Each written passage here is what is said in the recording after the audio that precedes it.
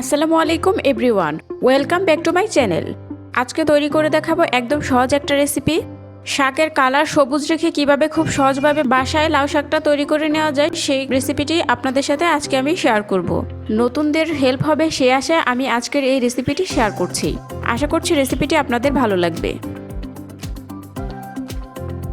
লাউ শাক ভাজি করার জন্য আমি এখানে 1 আটি পরিমাণ লাউ শাক নিয়েছি। বাজারে আপনারা সহজে এই লাউ শাকটা শীতকালে কিনতে পাবেন। লাউ শাকের কিভাবে খোসা ছাড়াতে হয় অনেকেরই অজানা। এভাবে করে একটু নখ দিয়ে আমি আঁশটা ছাড়িয়ে নিচ্ছি। তারপর এই ডাঁটাগুলো আমি একটা বাটিতে আর শাকগুলো আরেকটা বাটিতে নিয়ে নিব। পাতা থেকেও ঠিক একইভাবে আঁশগুলো ছাড়িয়ে নিব। এখন পাতাটাকে আমি এভাবে করে চিড়ে নিব।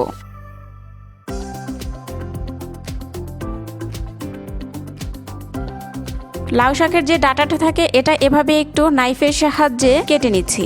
দেখুন খুব সহজভাবে খোসাটা ছাড়ানো যাচ্ছে। এভাবে করে আমি সবগুলো শাক কেটে ধুয়ে নিয়েছি। আমি ডাঁটাগুলো এক সাইডে রেখেছি এবং শাকগুলো আরেক সাইডে একটা বাটিতে নিয়ে নিয়েছি। এখন চলে যাচ্ছে মূল রান্নায়। প্রথমে কড়াইতে দিয়ে দিলাম 1 কাপ পরিমাণ পানি। পানির মধ্যে দিয়ে দিচ্ছি হাফ টেবিল চামচ পরিমাণ লবণ, আর দিয়ে দিচ্ছি 1/4 চা চামচ পরিমাণ হলুদ গুঁড়া। এখন সবকিছুকে একটু নেড়েচেড়ে বলক তুলে নিব।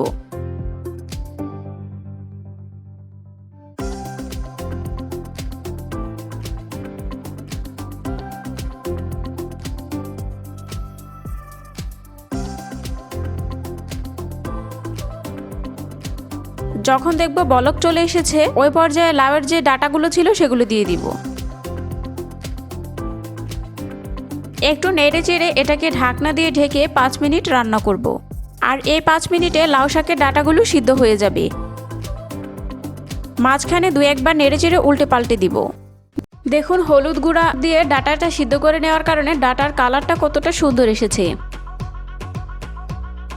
এই তো 5 মিনিট হয়ে গিয়েছে, পানিটাও প্রায় শুকিয়ে এসেছে। এখন দিয়ে দিব লাউ শাকের পাতাগুলো।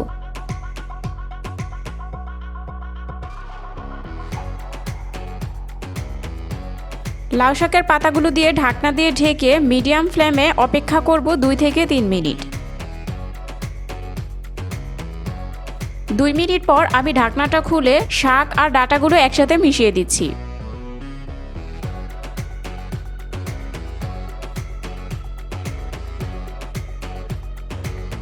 উপরের শাকগুলো নিচে আর নিচের শাকগুলো উপরে দিয়ে আবারও ঢাকনা দিয়ে ঢেকে এটাকে 2 মিনিট কুক হতে দিব। 2 মিনিট হয়ে গিয়েছে, আমার শাকগুলো প্রায় হয়ে গিয়েছে। দেখুন শাকের কালারটা কত সুন্দর সবুজ রয়েছে। এভাবে করে যদি আপনারা ডাঁটাটা আগে সিদ্ধ করেন, শাকগুলো পরে দেন, তাহলে শাকের কালারটা একদম সবুজ থাকবে। আমি সবগুলো শাক তুলে নিয়েছি। এখন শাকের মধ্যে বাগার দিব। তার জন্য প্রথমে কড়াইতে তেল দিয়ে দিলাম। বাগারের জন্য এখানে নিয়েছি 2টা বড় সাইজের পেঁয়াজ কুচি, 1টা বড় সাইজের রসুন কুচি, 3টি শুকনো লাল মরিচ আর 4টি কাঁচা মরিচ। প্রথমে আমি শুকনো মরিচগুলো এভাবে মাঝখান থেকে ভেঙে দিয়ে দিলাম। এখন একটু নেড়েচেড়ে শুকনো মরিচগুলো যখন হালকা একটু ভাজা হয়ে যাবে, ওই পর্যায়ে দিয়ে দিব পেঁয়াজ কুচি, রসুন কুচি। এখন একটু নেড়েচেড়ে হালকা ব্রাউন করে ভেজে নিব। চেষ্টা করবেন পেঁয়াজ রসুনের পরিমাণটা একটু বাড়িয়ে নিতে, এতে করে শাক ভাজিটা খেতে ভালো লাগে। পেঁয়াজ রসুনের কালারটা যখন হালকা ব্রাউন হয়ে যাবে, ওই পর্যায়ে কাঁচামরিচ মাঝখান থেকে এভাবে ভেঙে দিয়ে দিচ্ছি। এতে করে সুন্দর একটা স্মেলও আসবে আর ঝালের জন্য শাকটাও পারফেক্ট হবে। আবার একটু নেড়েচেড়ে সব কিছুকে মিশিয়ে দিচ্ছি। এই তো এরই মধ্যে আমার পেঁয়াজ রসুনের বাগার দেওয়ার জন্য রেডি হয়ে গিয়েছে। এখন এর মধ্যে দিয়ে দিচ্ছি আগে থেকে সিদ্ধ করে নেওয়া শাকগুলো দিয়ে একটু উল্টে পাল্টে নেড়ে দিচ্ছি। শাকটা বাগারের মধ্যে দেওয়ার পর একটু লবণটা চেক করে নেবেন। এ পর্যায়ে লবণ লাগলে দিয়ে দিতে হবে। লবণটা দিয়ে আবারও ভালো করে নেড়েচেড়ে সবকিছু মিশিয়ে নিচ্ছি। দেখুন আপনারা দেখেই বুঝতে পারছেন শাকের কালারটা একদমই নষ্ট হয়নি। আপনারা চাইলে ডাঁটা কমিয়ে নিতে পারবেন। আমার কাছে ডাঁটাটা খেতেই ভালো লাগে বেশি, তার জন্য আমি ডাঁটা কোনো অংশই ফেলে দেইনি। এই তো 5 মিনিট ভালো করে নেড়েচেড়ে নেওয়ার পর আমার শাক ভাজিটা রান্না করা হয়ে গিয়েছে। এখন আমি এটাকে সার্ভ করে দেখাচ্ছি। দেখুন কত সুন্দর এবং পারফেক্টভাবে লাউ শাক ভাজি তৈরি হয়ে গিয়েছে। আশা করছি আমার আজকের রেসিপিটি আপনাদের কাছে ভালো লেগেছে।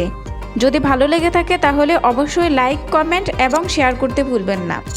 আজকের মতো এখানেই বিদায় নিচ্ছি। আল্লাহ হাফেজ।